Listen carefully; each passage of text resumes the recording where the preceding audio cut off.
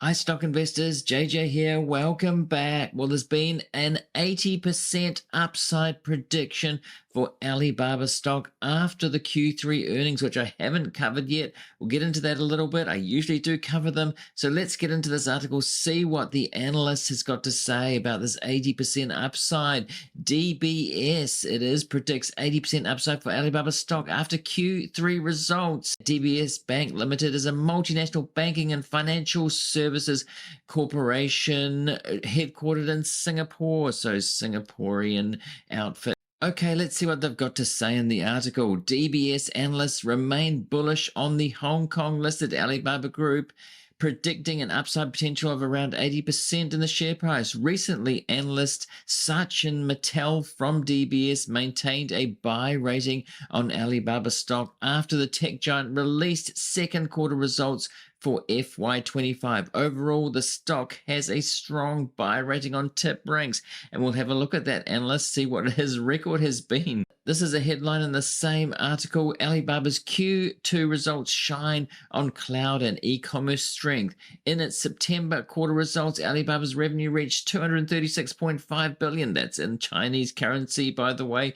marking a 5% year-on-year increase. Alibaba's Taobao and Tmall posted 1% revenue growth, not massive amid a challenging retail environment in China. It sure has been. The economy's been in trouble. Additionally, Alibaba highlighted growth in gross merchandise volume, GMV, for Taobao and Tmall Group. That's their biggest group by quite a long way, although some others are catching up. We'll have a look at that.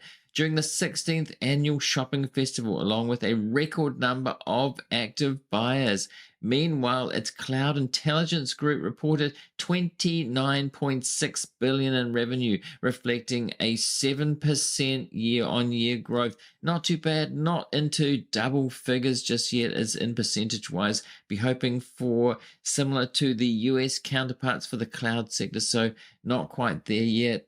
Now, DBS sees a strong future for Alibaba, it says here. Mittal continues to feel confident about Alibaba's diversified portfolio, supporting its strong revenue base. We'll have a look at what other investors invested in Alibaba, by the way, in a minute. Overall, he expects its earnings to bottom in the fiscal year ending in March 2025.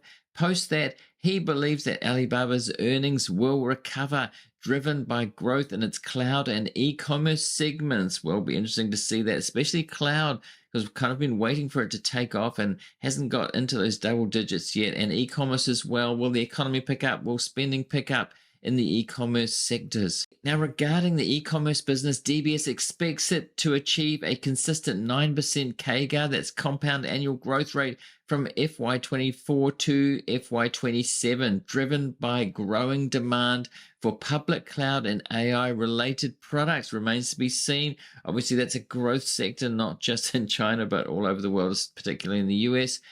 Mittal further noted that GMV growth slowed to around 2.5% from the high single digits in the previous quarter, falling short of the expected 6%. So coming in under expectations there by quite a lot, really, 2.5 versus 6%. However, the GMV loss is expected to be temporary. We'll see about that. Hope so. If you're an Alibaba shareholder, as third-party data shows, Alibaba's GMV grew 10% during Double 11, a sales event to boost shopping. Moreover, the decline in GMV had a minimal impact on its CMR, that's customer management revenue. CMR refers to the advertising revenue and commissions generated from Alibaba's e-commerce platforms. Moving forward, Mittal expects CMR growth to accelerate further in Q3. Again, we'll have to see, driven by the full quarter impact of the software service fee. Now, there's predictions here, projections on what's going to happen. This isn't sure what's going to happen, but we'll have to see in this next quarter what's going to happen.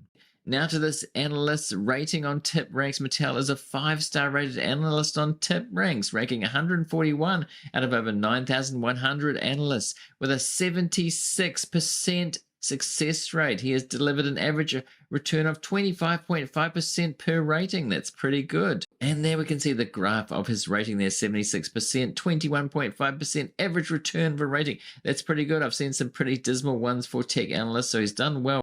Now, at this point, I wanted to let you know about the Black Friday sale at FinChat.io, which I use and I'm an affiliate of. I think it's really good. And 25% off over this Black Friday period from the 27th of November to the 2nd of December is a really good deal. I can usually offer as an affiliate 15% off. It's 25% off. So if you're interested in this, have a look at it. You can actually join for free and see the co-pilot here. It's the AI part of it. You can ask any question you want about financials about the company and it gives good answers. As it says here, it's the future of investment research powered by AI. Here's some example questions here that you can ask. You can ask anything really, and it comes back with a pretty good answer. If you go to the description in this episode or the pinned comment on YouTube as well, you'll find the referral link there. Go and check it out. 25% off just for this limited time. Okay, this is a recent post on Reddit about Alibaba stock. Baba substantially increases share buybacks when it's under $90 per share, and it has dipped under $90 per share. It's been over $100 per share lately. It's sort of been in a channel going up and down, but management here, it's pointed out, starts buying back more heavily when the stock is under $90. So obviously they think if they're buying back under intrinsic value, they're sort of buying heavily under $90. So interesting to see there. And this is a similar post about that on X. Alibaba bought 40 million worth of shares yesterday. This was posted on November 27th. They have bought 260 million worth of shares in the past 2 weeks, over 24 million shares. So some pretty serious buying back going on.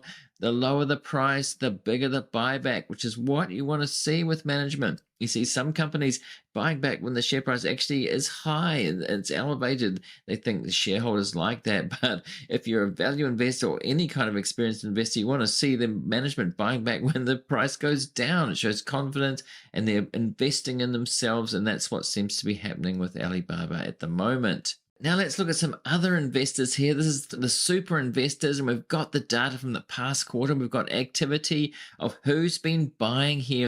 We've got an ownership count of 7 here, so-called super investors. This is from Data Roma. We can see there in Q3, Howard Marks's firm, Oaktree Capital Management, added 83% to the holding there. Michael Burry of Big Short fame added 29% to Alibaba there. David Tepper from Appaloosa Management, who was table pounding. I made a previous video about that, and I'll put a link to that in the description. He was pounding the table on Alibaba not long ago, and if it went down, he said he was going to add to it, double down on it. He's got a big position in Alibaba and other Chinese stocks as well. And Samantha Micklemore reduced, all of these investors reducing just a little bit. There can be different reasons for that, including redemptions in their fund. Christopher Davis reduced 24.79. Prem Watsa, sometimes known as the Canadian Warren Buffett, sold 100% out, and Stephen Romick also. And this is the overall ownership count of Alibaba of these super investors. Michael Burry up the top there in terms of percentage in the fund with 25.55. Of course, we don't know what else he owns. This is just in the US. These are listed on the US exchanges. It doesn't show stocks from outside the US, so he could have more than that. David Tepper still 15.74% of his fund, which is his is a big fund in Alibaba. Samantha Micklemore down to 3.43 and others lower than that. So pretty big holdings there by those top 2 investors.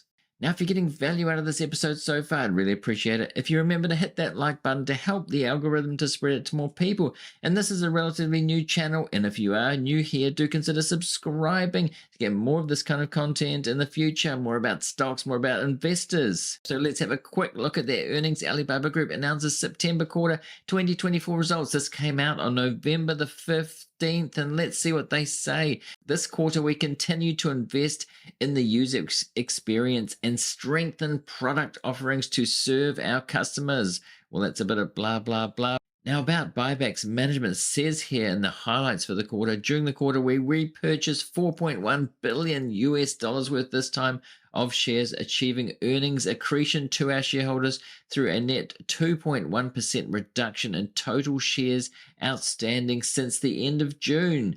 And more highlights here. Revenue increased by 5% year on year. Income from operations increased by 5% year over year. Now, in these business and financial highlights, management says Taobao and Tmall Group has made steady progress in the monetization strategy this quarter with an accelerated CMV growth of 2%. Cloud Intelligence Group overall revenue, excluding Alibaba consolidated subsidiaries, grew over 7%, driven by double-digit public cloud growth. Interesting to see that if that accelerates or keeps on going. AI-related product revenue grew at triple digits year over year for the fifth consecutive quarter. They said Alibaba International Digital Commerce Group, which has been growing strongly, continued to achieve strong revenue growth driven by growth of cross-border business, in particular the AliExpress, which we get here where I am, Choice Business. AliExpress and Trendyol platforms continued their investment to increase mind share in select markets in Europe and the Gulf region. So really, investors want to see growth. They want to see China economy improving. They want to see continued growth up into the double digits. Now, I always like to look at these segment results here. Revenue growth is the interesting one. We can see Taobao and Tmall Group 1%, Cloud Intelligence Group 7%, and Alibaba International Digital Commerce Group 29%. And note the totals here 98, 29, and 31. So this is growing 29% growth, and it's up to 31. Can it catch the biggest segments over time? Will be interesting to see. And the logistics group here, 24 growing 8%, and local services group growing 14%. These are smaller, but again growing. And we have the smaller ones here, which are really not material at this point.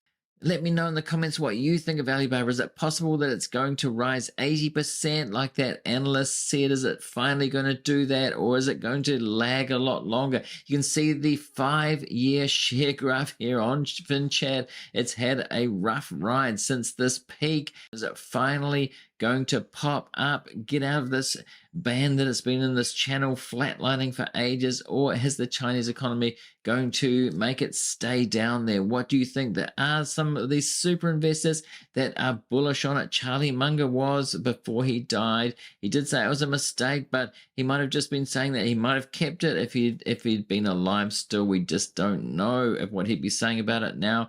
But let me know what you think in the comments. I'd really like to know. And on screen now, if you're watching this on YouTube, I'm going to put a link to a related video about Alibaba here. And thanks to everybody for watching this one, and I'll see you in the next one.